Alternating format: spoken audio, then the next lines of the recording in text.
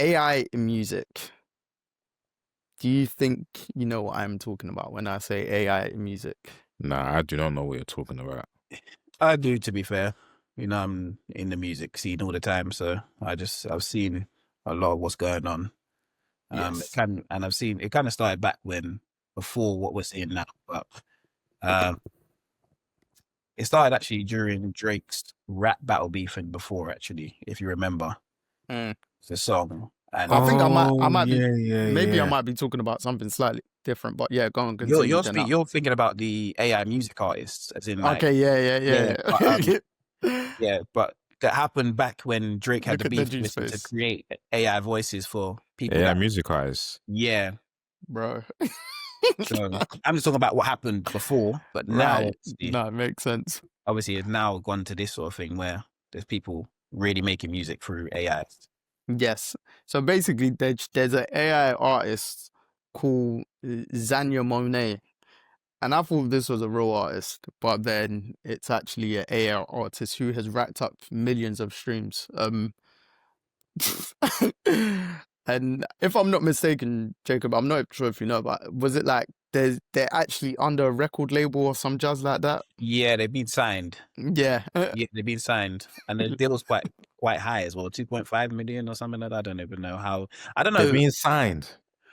because someone behind the AI, Dej, is a person. Yeah, that's true. It's more than just ChatGPT, innit? Yeah, so a person's behind them, but whatever the person is, they're making the music, and it's on streaming platforms. They're Mhm. charting, they're everywhere. But hey, people have been saying the music industry's been dying for a long time. This is about to try and kill it off. This is one of the nails in the coffin. Mm-hmm. Mate. So this Zanya Monet, however you say it, has racked up more than 17 million total on-demand streams in the US since her Suno-crafted R&B tracks were released about 2 months ago. That's outrageous, man. Right. This is bad. And do you know what's funny? Yeah, it popped up to mind even more so because I saw about this Miss AI Monet artist a couple weeks ago or so. But then yesterday or today, someone was playing a song on their story, just on Instagram stories, and I was like, this sounds decent. Let me like Spotify, Apple Music it, and then obviously the songs actually come up as normal, and I was like, do you know what? Let me Google this artist. Never heard of them. The artist is called Nick Hustles. And then this is when I saw Nick Hustles is an AI generated music artist, and he's got like the whole Michael Jackson throwback kind of look, the Jackson 5 kind of look. Slightly just like in terms of the coolie hair, They etc. have faces as well. Yeah, they have everything. Yeah. The only thing they can't do is go on tour, but they'll figure out a way for them to do that. What? Yeah. Soon, bro. Hologram. Yeah, they've been doing a hologram Michael Jackson for so many years now. They're gonna just. But it's like, are you gonna get people to pay to go and listen to something that is not real? Mm. People are paying for much worse. But Wow. it then makes me think, yeah, like, like obviously, especially with a lot of people, how much music has like a deeper meaning and stuff like that. And you just heard the song. If I'm hearing it off the surface, I'm thinking, this is a good song. This is a banger. Like, would you lot as like proper music listeners then think, I can't listen to this because of, say, not so just paraphrase, but using like that emotional connection towards the artist or the understanding of their lyrics. Do you know what I'm trying to say? Basically, like, would you guys listen to these AI generated artists? Well, I can't say for sure yet because I haven't heard them yet. I didn't even know it's around. I'm still trying to listen to music that got released like last year.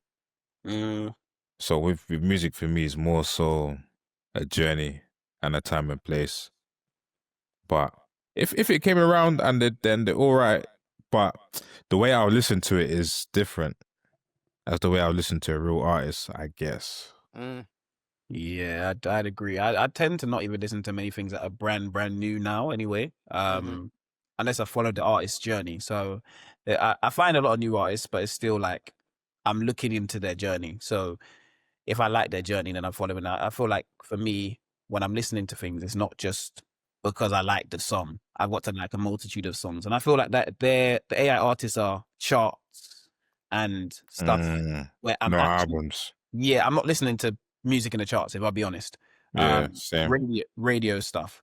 So um I think once you hit a certain age as well, you kind of stuck with the music artists you're stuck with. You can find new ones, but you're kind of in love with the ones you have, and they're all from the 90s into the 2000s, and you kind of follow their journey because as they grow, you're growing with them.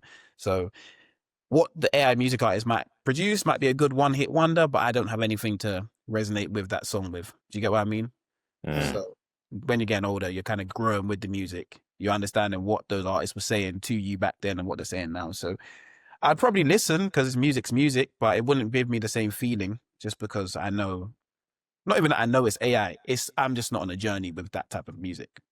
But what if my counter to that is you in particular, you generally come across a lot of new artists, like, and you'd give them a go in terms of a listen. You might even listen to, just say, if you came across them last week, you might listen to their album, won't you? Just to see a further, like, say it come out this year. What if that was the same way you've just, this Nick Hustles, this AI artist, you've heard this one track and you've seen there's an album out or there's an album or two out. Would you now give that album a go for Yeah, I'd listen to it.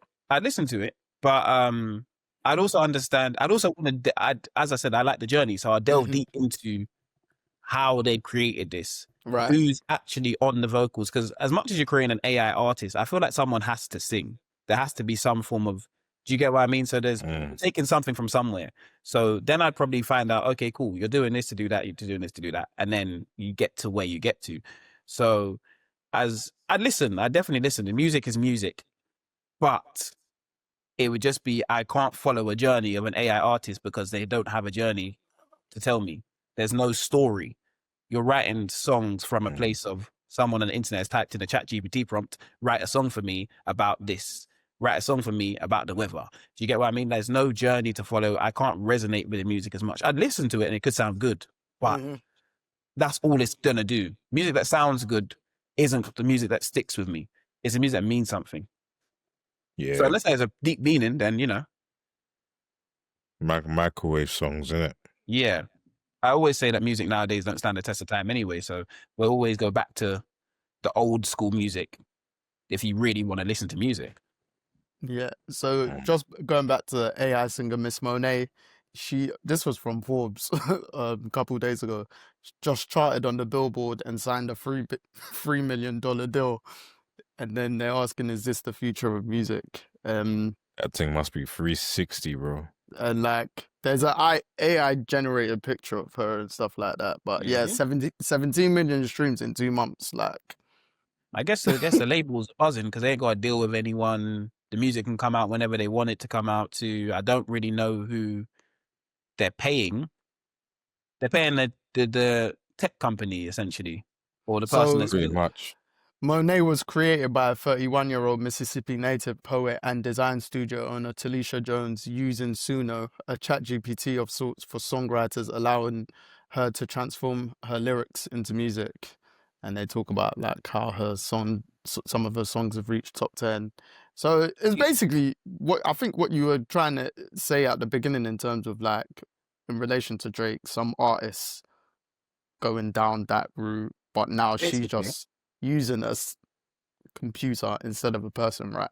She's basically a songwriter, so I could follow the journey because the journey is from someone. She just might not be able to sing the songs, or she also might not want to give the songs away to a current artist, and she's not going to make the money that she would as if she was an artist. So I see it for songwriters that want to put their songs out there. No, but songwriters make decent money though. Well, they make serious breaks, but it depends sometimes on more than artists.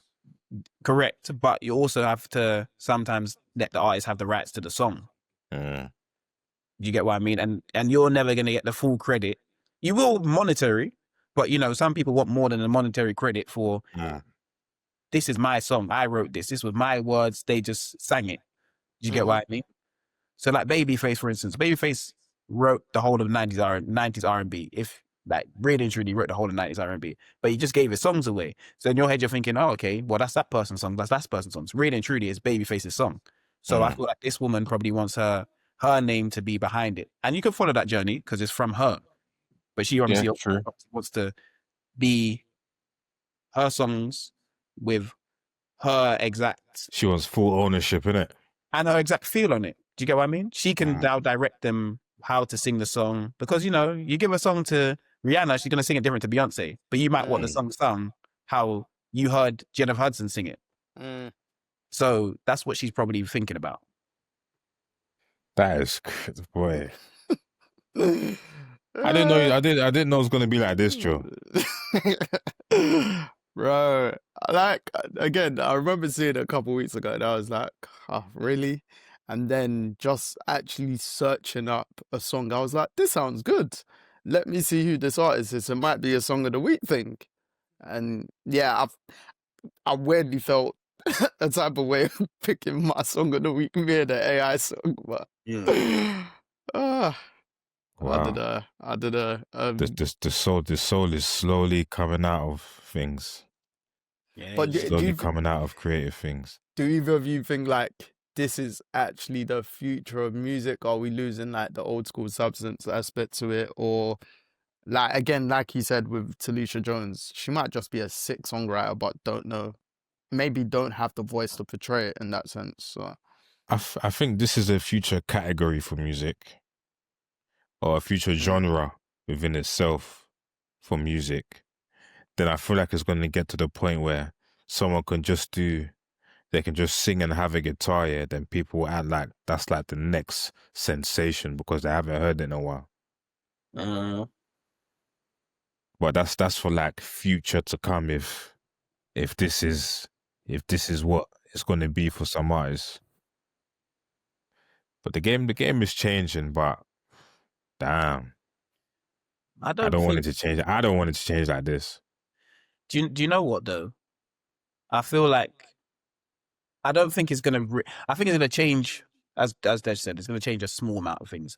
But when you actually see the amount of talent out there, and as a person that searches for music, looks for music every single day, when you see the amount of talent out there, it's hard to think that that's all gonna just get clouded by AI. AI helps in a lot of ways, but in music, I don't know if it's that feeling, because music is a feeling. There's certain things that can't be changed. Sport, the feeling it gives you. You could just see me and you were just debating for literally an hour over sport.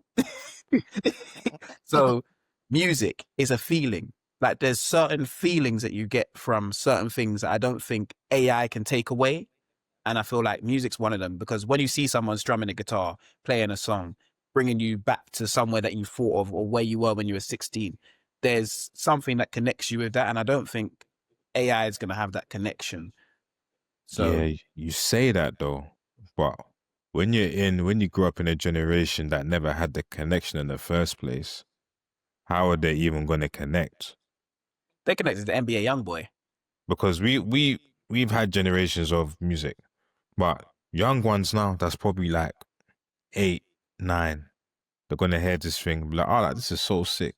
especially with TikTok and all that jazz. And they're going to be connected to this thing that's not even human.